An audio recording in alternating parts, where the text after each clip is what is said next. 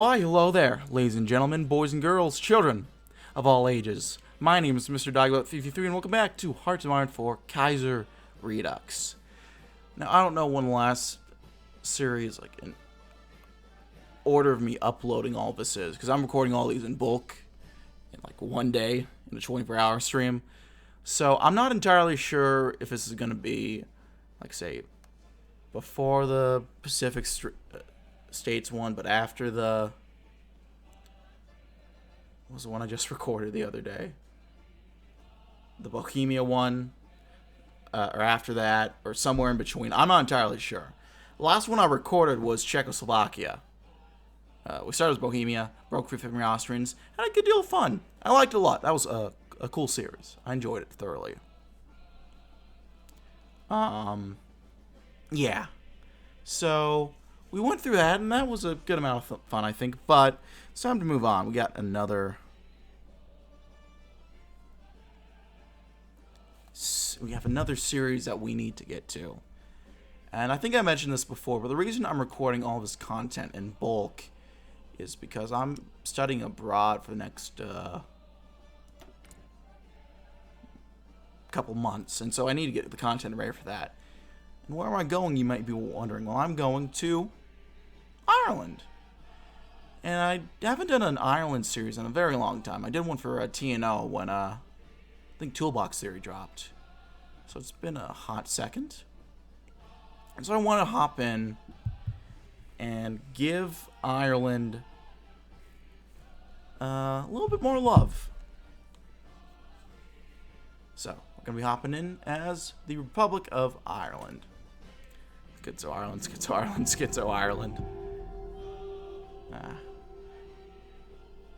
As always, this is recorded on Twitch. Well, it's not always recorded on Twitch, but it's being recorded on Twitch right now. Not right now when you're watching this on YouTube. It's probably a few months old at that point, but you probably know what I mean at this point. Anyway, yeah, here we go.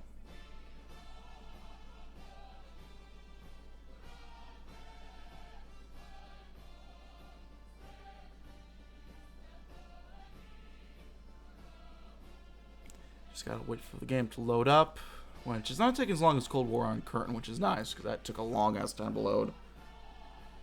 Well, now that I said that, it's going to take about as long as Cold War on Curtain. Though I had to actually close my Chrome tabs for that. Kaiserredux has been a lot better performance-wise, which I never thought I'd say that about Kaiserredux compared to anything. But, you know, you take what you get there, I guess. Continue... Let me play the game. Alright, so let's take a gander at what we got. So, we're led by Michael Collins. We have a Toysuck. Is that how you say it again? Toysuck?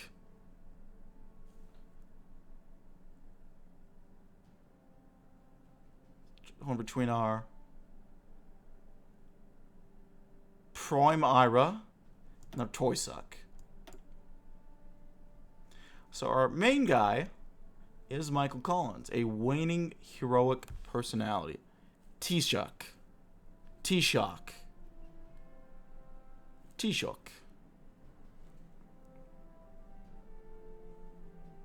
I gotta get this down by the time I'm there. Actually, I don't, because I can play the dumb American card and I'll be fine. So I don't need to get it down, but I'd like to get it down. Well, we're led by Michael Collins. More like Shook, but okay. T-Shook. And Michael Collins, that's our leader. Well, Collins, the man, goes quite comfortably on his popularity ever since he was swept in power in 21. Collins has been gradually losing his sway over the Irish people. After more than a decade, many have grown tired of Collins, seeing him as nothing but an old relic kept in power, not only because of his status as a hero, not because of any concrete policy. If Ireland's worsening, Collins is going to have to prove to the populace that he still has the policies to bring to the pit table. So that hits us with political power reduction and market liberal support, which, of course, we are market liberals. So go figure there. Michael Collins is a savior, a national hero of Ireland with wide-scale popularity, keeping him in power. Born in Cork, Collins fought in the 1916 Easter Uprising and afterwards became president of the Irish Republican Brotherhood.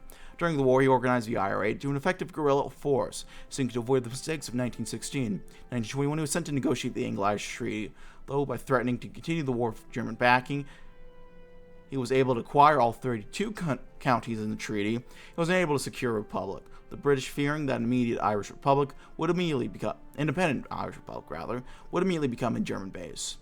When he was expelled from Sinn Féin by Eamon de Valera, he managed to form his own party, Fine Gael, which quickly overtook Sinn Féin in popularity. After the British Revolution, he declared an independent Republic of Ireland and defeated a unionist uprising in Ulster. Now, with the Second Weltkrieg approaching, Collins advocates revitalizing Ireland's economy and military in order to assert Ireland's independence. I had it right the first time you said it. Damn it. Oh, okay. So, we are national liberals. National liberalism describes a strand of mainland liberal that also espouses patriotism and nationalism, either civic or ethnic in form, tied inherently to their notions of liberty, equality, freedom, and fraternity.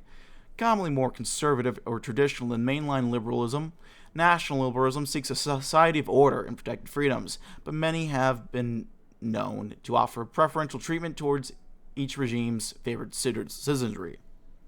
Regardless, national liberalism is a legitimate liberal ideology with roots in France, wider Europe, and their colonial possessions abroad.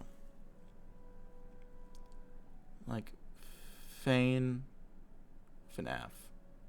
Fein, FNAF, Fein. Sinn Féin. Sinn Féin. We'll get there. We will get there. Offensive Republic. Let's go for the national spirits. After 700 years of British rule, the Irish people have finally secured their independence. However, Britain and Canada still threaten Ireland, and if it comes to war, the Irish people must be prepared to fight using their superior knowledge of that terrain and determination to protect their freedom. After that, we have the Ulster issue. Never fucking escapes us, does it? The territory of Ulster has been occupied by the Republic of Ireland ever since the British fell to revolution, and while they have tried to incorporate them into Ireland proper, they have not gone quietly. The status of Ulster remains contentious in the Irish political scene, and a permanent solution to the Ulster issue is needed. The Emerald Isle is to remain free from armed civil conflict. Next, we have an unraveling political scene. Fine Gael has enjoyed an almost unopposed hold on Ireland's democratic political system ever since the foundation of the Free Republic, but that has begun to change in recent years. Collins' old adversary, Eamon de Valera, has steadily been gaining more power within Ireland as the economic situation worsens under Collins' rule, and as Fine Gael's power wanes. Violent clashes between supporters of Fine Gael and Fianna Fáil have become more common. The swell in political violence has led to an influence in Sinn Féin's policies, Sinn Féin's popularity, as Cathal Brugha's ideas gain more traction with the masses, branding themselves as a peaceful third way between de Valera and Collins.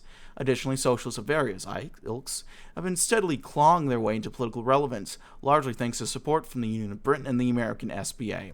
With that in mind, the election of 37 is set to be the most contentious one in recent memory, and if Fine Gael is to remain in the position of unchecked dominance, they will need to prove to the people of Ireland that their commitment to overhauling Ireland's stagnant economy and political scenes in order to end the troubles once and for all.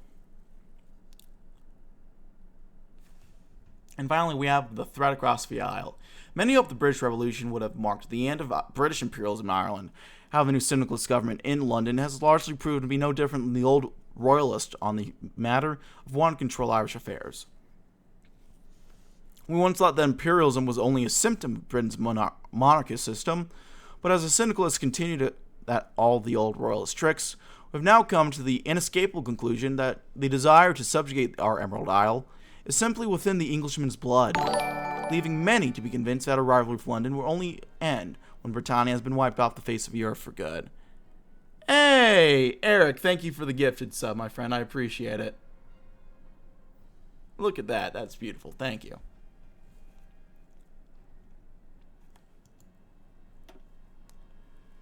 Been doing this for 19 hours and I finally made 250. Beautiful. It's not over yet? What?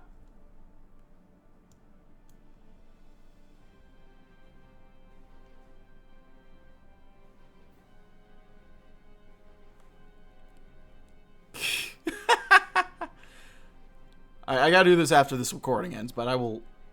If you can wait, like, 12 minutes, I got you. Oh, we can do the ATO. Look at that.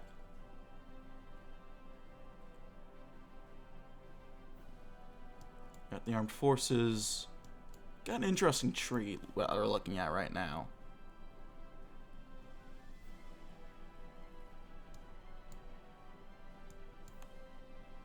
I leave for work in 13. Well, we got time then. And let's work on the Irish Economic Advancement Act. I think it's like the base game Kaiserredux economic tree, because Ireland has a ridiculous economic tree. Actually, it's very good. Irish Economic Advancement Act. Despite gaining our freedom, the economy of our fine isles has laid stagnant for quite some time and is even in some places decaying. With the passing of the Irish Economic Advancement Act, the Dáil can address this vital issue. Ireland may be small, but her people are industrious and her cities have plenty of room to grow. That they do. That they do. Oh wait, before I pause. Don't have that much room for industry, but we'll work on some stuff in Connaught. That's what being a tax haven gets you, lad. True. Alright, let's get support weapons. Mechanical engineering. And construction. Commit tax evasion for the economy.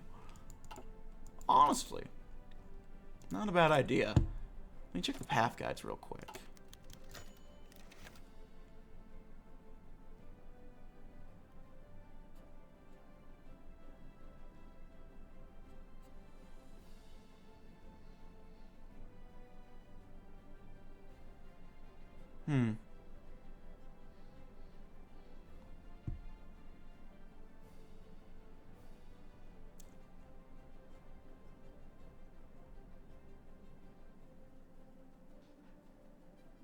Cool.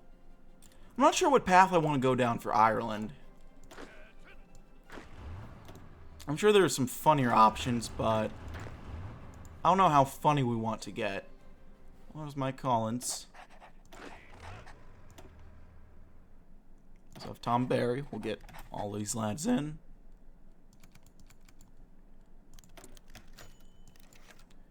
So got some dockyards.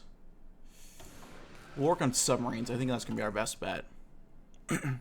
After countless years of arduous rebellion and weathering oppressive British rule, the Irish people have won their freedom and their country back. But as one enemy was vanquished, another rose in her place. Perhaps more dangerous still. Michael Collins sits as president, eager to defend the independence of his nation at any cost. Yet his political enemies are many as the 1937 election approaches. Violence between Fine Gael and Fianna Fáil is rife. Well, Sinn Féin, while not as popular as the other two, present themselves as a moderate alternative. Ireland's a powder keg. It only matter of time before it explodes.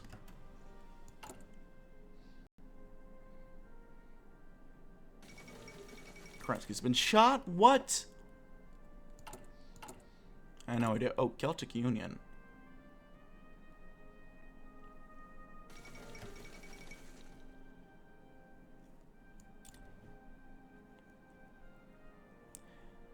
Now that would be funny. That might be our goal. I think that's our goal. Celtic Union. Chapter. Edward Carlson, the former leader of the Unionist Party, died last year, age 81. He was an extremely divisive figure whilst alive and fled to England when Ireland gained her independence and took back Ulster. He was particularly reviled outside of Ulster for his persecution of beloved Irish poet and author Oscar Wilde. His memory was venerated today by loyalists in the north of Ireland who held a memorial service in Belfast, with several leading members of the UUP speaking in his name. The memorial attracted quite a crowd, showing that Carson still has power even in death. Spectres looming over Ulster, just as tensions and threat of rebellion looms over it as well. It's a problem even from the grave.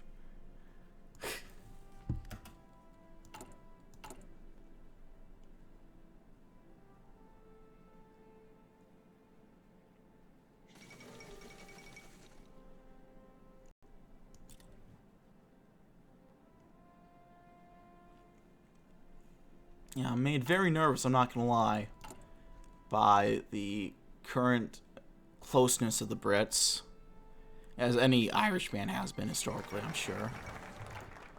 Like, all the Kaiserredux games I've seen, Britain invades Ireland. So, you know. Start working industry in Ireland. Our civilian industry has enormous potential for growth. There's a major unemployment problem in our nation, with many families too poor to regularly feed themselves. By revitalizing an industry, we can both create new jobs and improve the economic strength of our nation.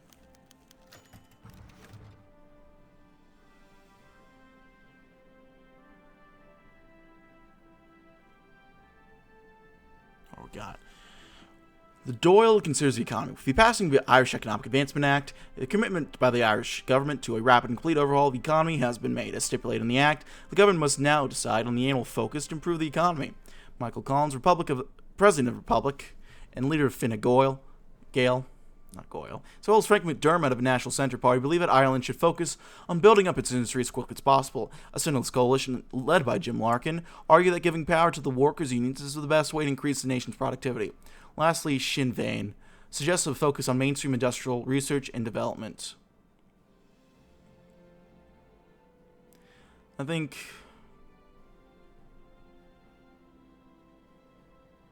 we'll go with Collins and the NCP.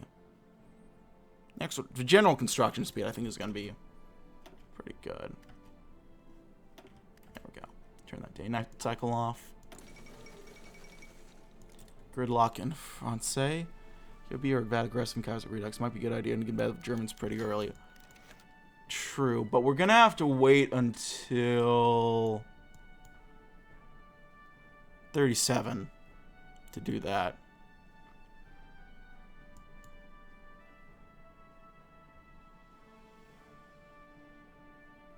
But yeah, anyway. Shadow of James Connolly. Of the many groups which took part in the Easter Uprising and the struggle for Irish independence, few were more involved in the Irish Citizen Army and the Irish Labour Party, a hugely influential movement of their own right. The Labour Party was torn apart by infighting shortly after Ireland gained independence. In a great irony, the British Revolution, which ultimately freed Ireland from its chains, proved to be an almost fatal blow to socialism on the Emerald Isle, as the red ideals so fluidly exposed by the Labour Party came to be unacceptable to the wider population.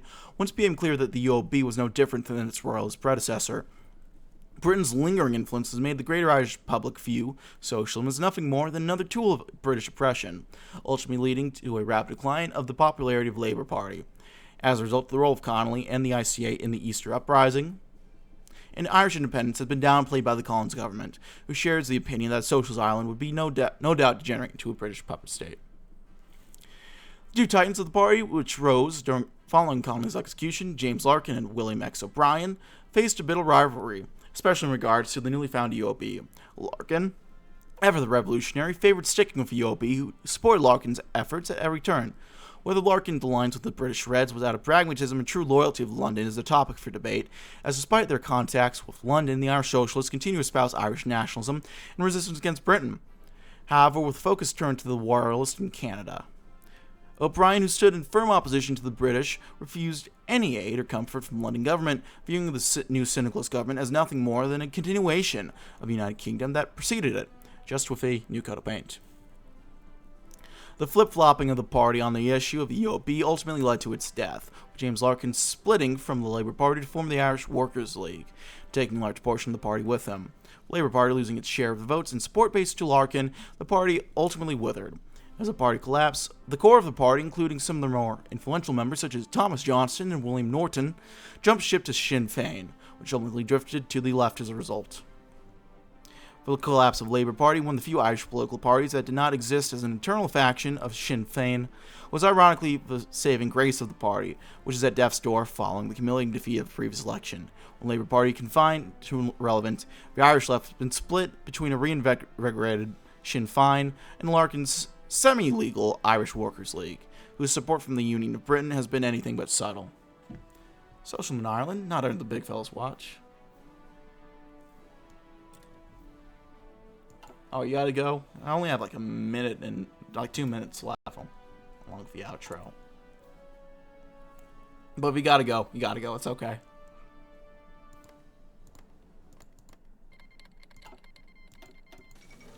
I will not stop you from being late. I'm sure Kev's got ya. There's no way he's gonna miss this. Ah, shit. The 3rd of February, the German stock market collapsed, plunging the world into depression. Ireland has relied on trade with Germany and sphere of influence in British revolutions when it declared ourselves a republic and cut ties with the British Empire. The crisis has a severe effect on the Irish economy, as Germany and our other European trading partners have been hit by the crisis. Many scramble to find solutions, most parties proposing either Irish economic development or maintaining stability while the German economy recovers. Most radically, the Anglophile National Centre Party. It advocates abandoning trade with continental Europe and opening ties with the Entente, often making speeches tinged with anti-German rhetoric. Singles have also begun to advocate revolution, claiming that this crisis is proof of the failures of capitalism. Well, gotta go, Saws. You're good. I'll probably clip it for you, actually. I can probably do that. Well, this could be bad. I'll be able to clip it once I get it done. I will have 2 whole clips from the stream. IEAA always mix the max and PP options. Noted. Restoration of democracy in Australasia. Shit's happening in Ukraine.